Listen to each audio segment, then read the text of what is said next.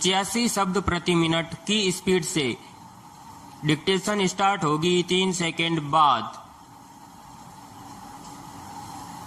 Start. प्रत्येक स्वतंत्र राष्ट्र का अपना एक ध्वज होता है विराम। यह एक स्वतंत्र देश होने का संकेत है विराम। भारतीय राष्ट्रीय ध्वज की अभिकल्पना पिंगली वेंकैयानंद ने की थी और इसे इसके वर्तमान स्वरूप में 22 जुलाई 1947 को आयोजित भारतीय संविधान सभा की बैठक के दौरान अपनाया गया था विराम। इसे 15 अगस्त 1947 और 26 जनवरी 1950 के बीच भारत के राष्ट्रीय ध्वज के रूप में अपनाया गया और इसके पश्चात भारतीय गणतंत्र ने इसे अपनाया विराम। भारत में तिरंगे का अर्थ भारतीय राष्ट्रीय ध्वज है विराम पैराग्राफ।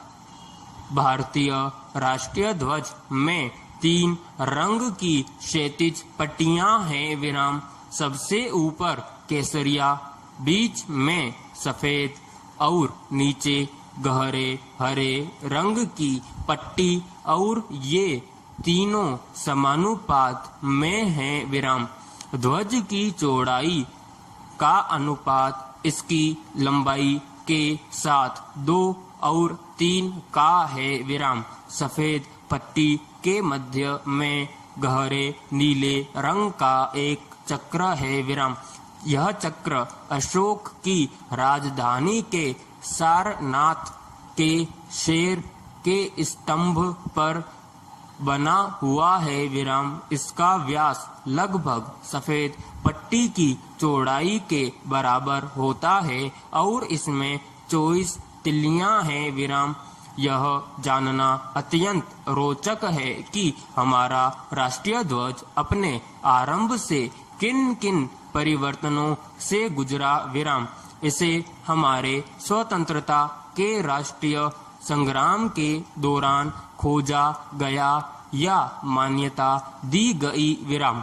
भारतीय राष्ट्रीय ध्वज का विकास आज के इस रूप में पहुंचने के लिए अनेक दौरों में गुजरा विराम। हमारे राष्ट्रीय ध्वज के विकास में कुछ ऐतिहासिक पड़ाव भी हैं विराम। प्रथम राष्ट्रीय ध्वज 7 अगस्त 1906 ग्रीन पार्क कलकत्ता में फहराया गया था, जिसे अब कोलकाता कहते हैं विराम। इस ध्वज को लाल, पीले और हरे रंग की क्षैतिज पट्टियों से बनाया गया था विराम। द्वितीय ध्वज को पेरिस में मैडम कामा और 1907 में उनके साथ निर्वासित किए गए कुछ क्रांतिकारियों द्वारा फहराया गया था। कुछ इतिहासकारों के अनुसार यह 1905 में हुआ माना जाता है विराम। यह भी पहले ध्वज के समान था, सिवाय इसके कि इसमें सबसे ऊपरी पट्टी पर केवल एक कमल था विराम। तृतीय ध्वज 1917 में आया, जब हमारे राजनीतिक संघर्ष ने एक निश्चित मोड़ लिया विराम।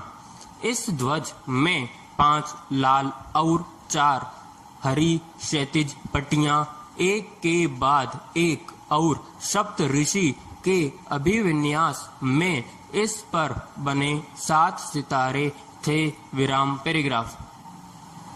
आंध्र प्रदेश के एक युवक ने एक झंडा बनाया और गांधी जी को दिया विराम। यह 2 रंगों का बना था विराम।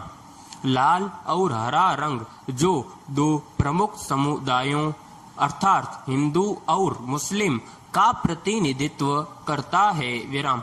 गांधी जी ने सुझाव दिया कि भारत के शेष समुदाय का प्रतिनिधित्व करने के लिए इसमें एक सफेद पट्टी और राष्ट्रीय की प्रगति का संकेत देने के लिए एक चलता हुआ चरखा होना चाहिए विराम। वर्ष 1931 ध्वज के इतिहास में एक यादगार वर्ष है विराम। तिरंगे ध्वज को हमारे राष्ट्रीय ध्वज के रूप में अपनाने के लिए एक प्रस्ताव पारित किया गया विराम। यह ध्वज जो वर्तमान स्वरूप का पूर्वज है, केसरिया, सफेद, हरा और मध्य में गांधी जी के चलते हुए चरखे के साथ था विराम। 22 जुलाई 1947 को संविधान सभा ने इसे मुक्त भारतीय राष्ट्रीय ध्वज के रूप में अपनाया विराम। स्वतंत्रता मिलने के बाद इसके रंग और उनका महत्व बना रहा विराम। केवल ध्वज में चलते हुए चरखे के स्थान पर सम्राट अशोक के धर्म चक्र को दिखाया गया विराम। समाप्त।